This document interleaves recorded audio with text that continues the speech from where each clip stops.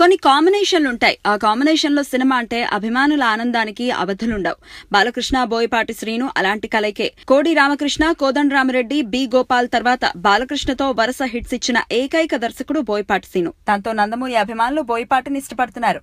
ఆయన దర్శకత్వం వహించిన జయ జానకి నాయక చిత్రం శుక్రవారం విడుదల కానుంది. ఈ సందర్భంగా ఏర్పాటు చేసిన ఓ కార్యక్రమంలో నందమూరి అభిమానులకు ఓ తీపి కబురు చెప్పేశాడు బోయపాటి. తన తర్వాతి సినిమా బాలయ్యతోనే ఉంటుందని తేల్చేశాడు. ఇక ఈ ప్రకటనతో నందమూరి అభిమానుల ఆనందానికి పట్టపగ్గాలుండవని వేరే చెప్పాలా? వచ్చే ఏడాది జులైలో షూటింగ్ ప్రారంభిస్తామని, బాలకృష్ణ గారికి ఆ సినిమా 103వదవుతుందా లేక 104వదవుతుందా అనేది మాత్రం ఖచ్చితంగా చెప్పలేనని బోయపాటి చెప్పారు. ఇక ఈ సినిమాకి సంబంధించిన మిగిలిన వివరాలు త్వరలో తెలియజేస్తామని ఆయన అన్నారు.